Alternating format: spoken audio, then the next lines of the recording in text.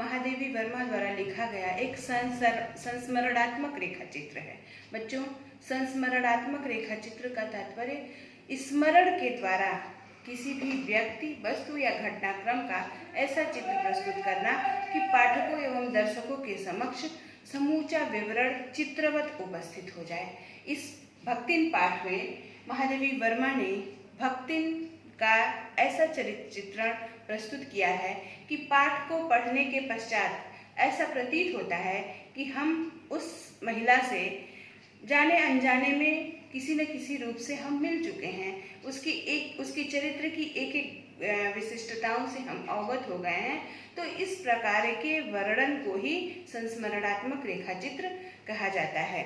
ये भक्तिन जो संस्मरणात्मक रेखा चित्र है, यह महादेवी वर्मा जी की स्मृति की रेखाएं संस्मरण से लिया गया है, जिसमें महादेवी वर्मा ने भक्तिन के चरित्र के माध्यम से स्त्री स्वतंत्रता की जो प्रारंभिक रूपरेखा प्रस्तुत करनी थी वो उन्होंने प्रस्तुत कर दी है। समाज की विडंबनात्मक स्थिति का यथार्थ चित्रण भी लेखिका ने प्रस्तुत किया है।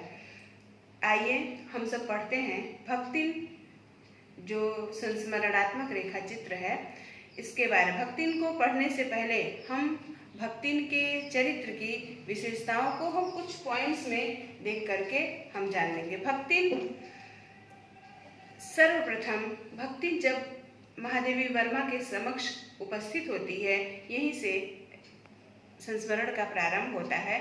महादेवी वर्मा कहती हैं, पतले ओठों के कोनों में एक विचित्र समझदारी लेकर के जब भक्तिन हमारे सामने उपस्थित हुई थी, तो तब से लेकर के आज तक एक युग का समय व्यतीत हो चुका है। और जब कोई उससे इसके विषय में यह प्रश्न करता है कि तुम यहाँ कितने दिनों से हो, अर्थात महादेवी वर्मा का और तुम्हारा साथ कितने दिनों का है, तो भक्तिन कहती है, तुम बचे के का बताई, यह 50 बरिस से संग रहित है। यानी महादेवी वर्मा ये कहना चाहती है कि भक्तिन अपने महादेवी वर्मा के साथ रहे हुए अपने समय को इतना बढ़ा चढ़ा करके इसलिए बताती है ताकि महादेवी वर्मा के साथ उसकी सन्निकटता प्रदर्शित हो सके और कितने अधिक दिनों से वह महादेवी वर्मा के साथ रहती है या महादेवी वर्मा के जीवन का वो अनिवार्य अंग है, वह यह प्रदर्शित करना चाहती है। भले ही उसके कारण महादेवी वर्मा को 75 वर्ष या 150 वर्ष की असंभव आयु का भार क्यों न ढोना पड़े। भक्तिन प्रथम दृष्टया बहुत ही छोटे कद की, दुबली पतले शरीर वाली भक्तिन बहुत ही विचित्र समझदारी, उसके होठों के कोनों में एक विचित्र समझदारी है। जब लेखिका के समक्ष भक्तिन उपस्थित होती है तो वह एक सेवक की विनीत मुद्रा में उपस्थित होती है, और परंतु उससे प्रश्न पूछने पर भक्तिन जो है अपने नाम को इस शर्त के साथ बताती है कि वो कभी इस नाम को सार्वजनिक नहीं करेंगी।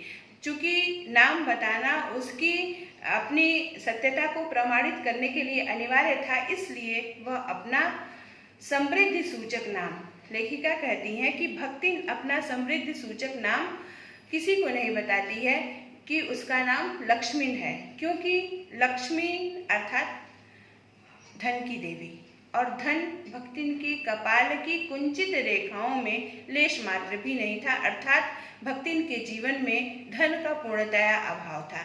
इसलिए भक्तिन अपना नाम महादेवी वर्मा को नहीं बताती है। महादेवी वर्मा को बताती है परंतु इस आग्रह के साथ बताती है कि वो जीवन में कभी भी इस नाम का प्रयोग नहीं करेंगी। भक्तिन एक ऐसा चरित्र है जो सेवक धर्म में बहुत ही कुशल और प्रवीण है। वो सेवक धर्म में हनुमान जी से भी प्रतिस्पर्धा करती है।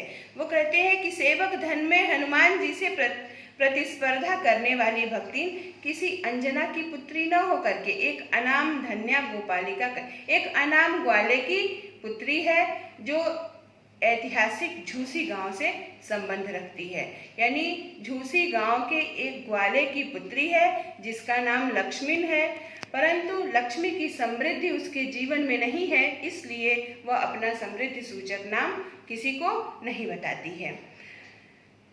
जैसे नाम का विरोधाभास भक्तिन के जीवन में है, वैसे ही उसके जीवन में संपूर्ण जीवन के घटनाक्रमों को लेखिका ने 4 परिच्छेदों में बांटा है। पहले परिच्छेद में लेखिका के प्रथम परिचय से लेकर के उसके पिता की मृत्यु तक की कहानी है। भक्तिन का नामकरण करने के लिए महादेवी वर्मा जब प्रथम बार भक्तिन को देखती हैं तो उनका नामकरण वह उसकी बाहरी आकार और वेशभूषा के आधार पर करती हैं, क्योंकि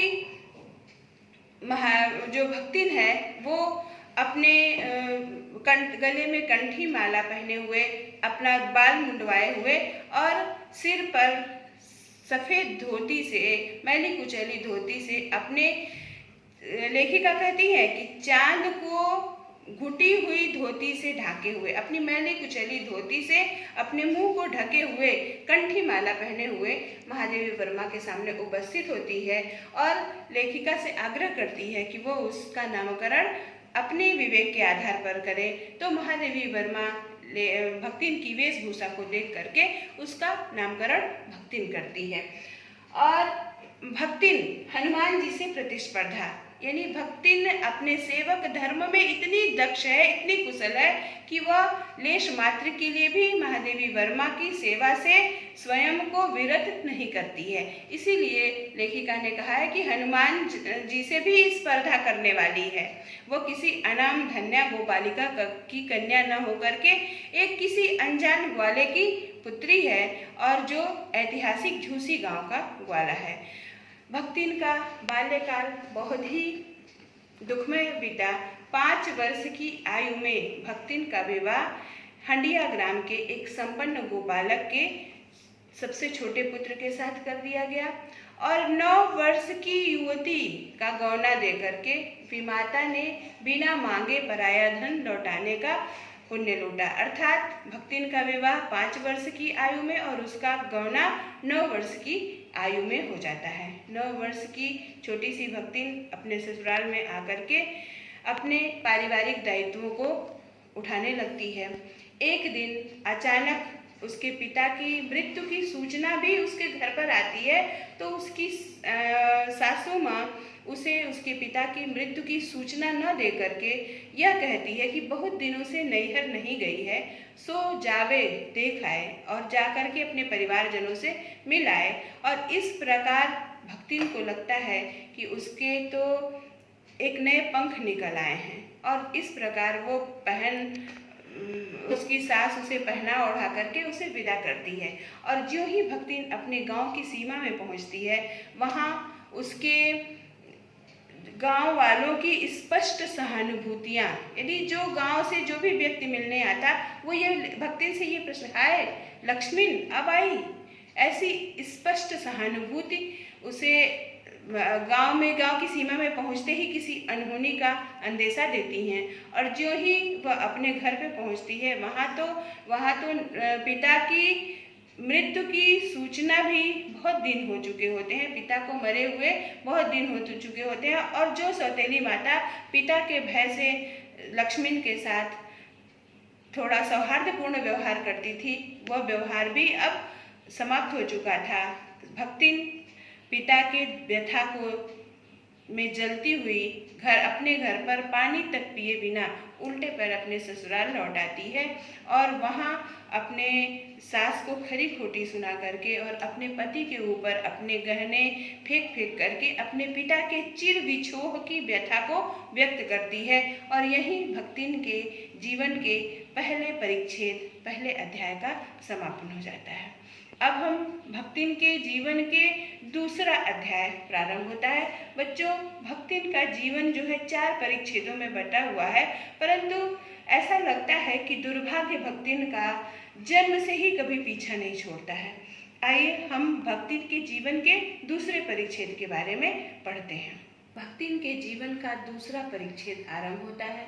दूसरे परिच्छेद में भी सुख की अपेक्षा दुख ही अधिक रहता है। सबसे पहले भक्तिन जब गेहूं रंग और बटिया जैसे मुंह वाली पहली कन्या के तो संस्करण और कर डाले, तो सास और जेठानियों ने मुंह बिचकाकर उपेक्षा प्रकट की। सास तीन तीन कमाऊ वीरों की विधात्री बनकर मचिया पर बैठी पुरकिन के समान थी, तो जेठानियां काक भुसुंडी जैसे काले लालों की क्रमबद्ध सृष्टि करके उस पद के लिए उम्मीदवार थी। कहने का तात्पर्य, भक्तिन अपने परिवार की परंपरा से विपरीत, जहां उसके परिवार में सास और जेठानियों ने क्रमबद्ध पुत्रों को जन्म दिया था, भक्तिन की 3 कन्याएं 3 पुत्रियां पैदा करके एक तरह से परिवार की परंपरा का पालन न करने के कारण उसे दंड मिलना स्वाभाविक था। फलस्वरूप घर के समस्त कार्य जो है भक्तिन और उसकी बेटियां करती थी, और जो जेठानियां और सास दिन भर बैठ करके लोक चर्चा करती मतलब इधर उधर की फालतू बातें करती, और उनके लड़के, लेखिका कहती हैं कि उनके कलेउटे लड़के धूल उड़ाते।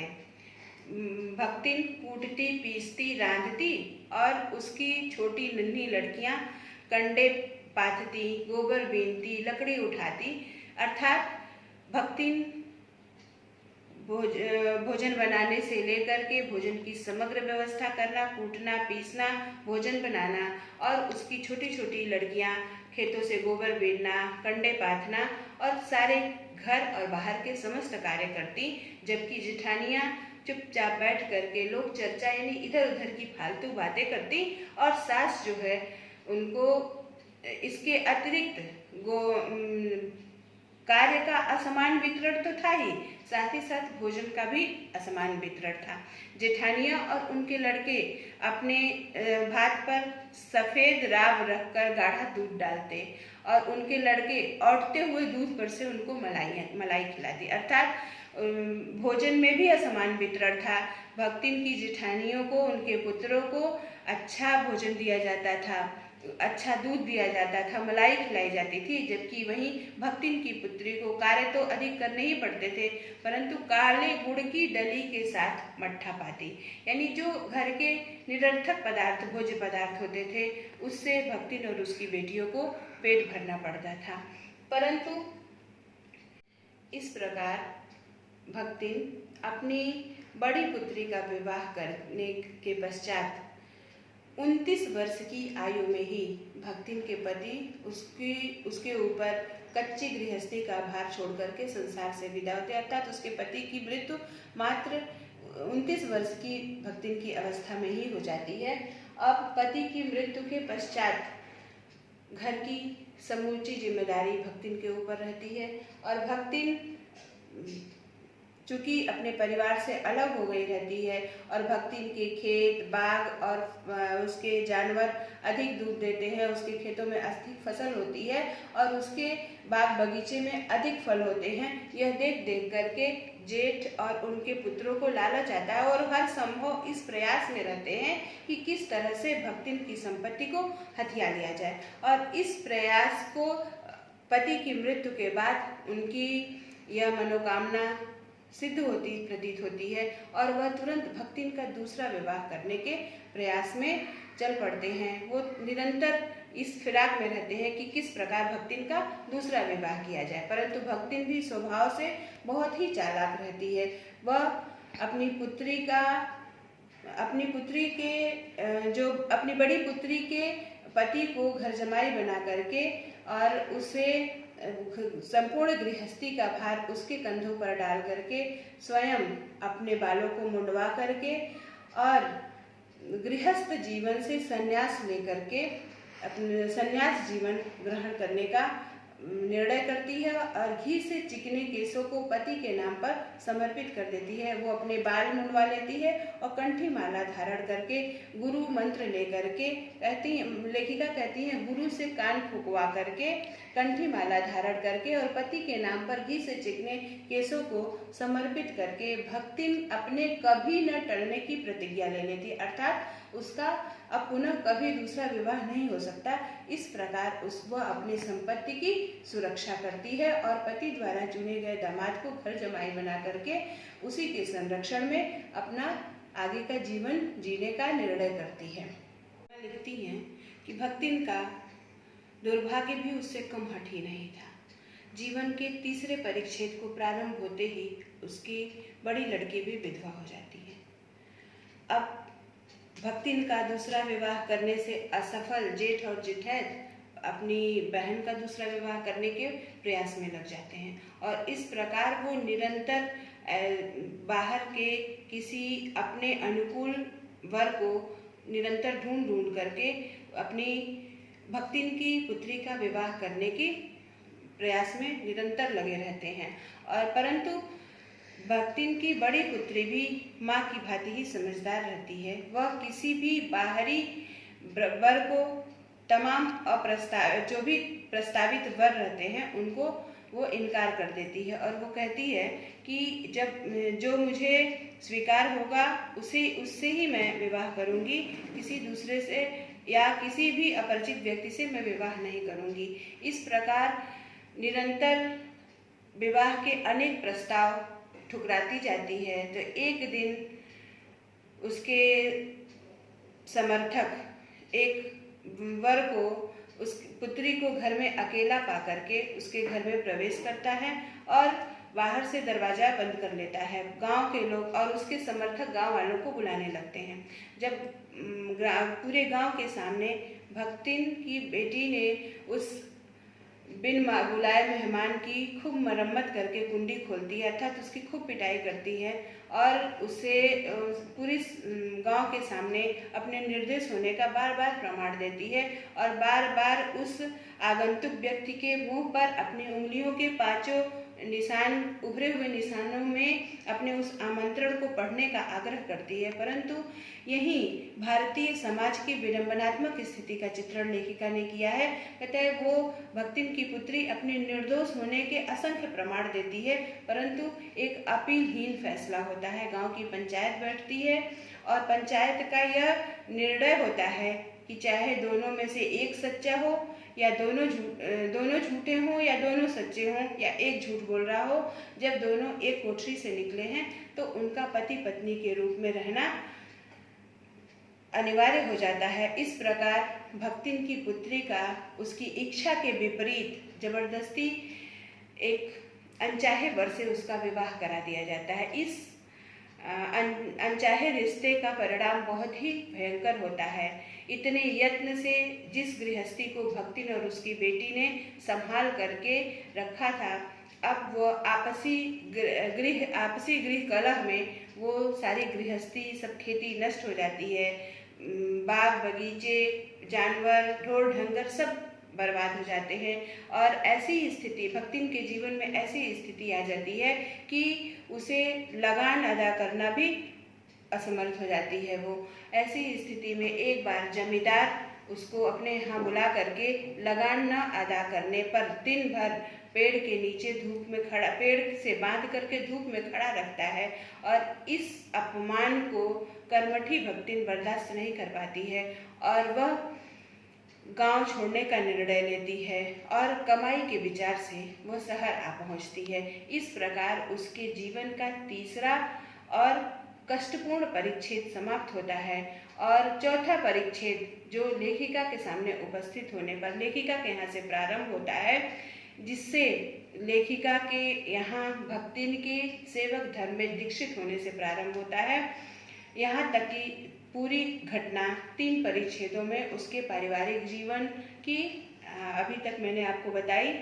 अब नेक्स्ट वीडियो में मैं भक्तिन के जीवन के चौथे एवं अंतिम परिच्छेद को जो लेखिका के यहाँ उनकी प्रथम भेंट से प्रारंभ होता है और भक्तिन के व्यक्तित्व के विविध आयामों का हमें दर्शन कराता है, उसको हम पढ़ेंगे। आज हमने भक्तिन के जीवन के इन प्रारंभिक 3 परिच्छेदों को पढ़ा, जिसमें उसके व्यक्तिगत जीवन की गहन पीड़ा, उसके संघर्ष और सामाजिक विडंबनात्मक स्थिति और नारी शोषण एवं अपमान की घटना का जो चित्रण लेखिका ने किया है उसका हमें साक्षात्कार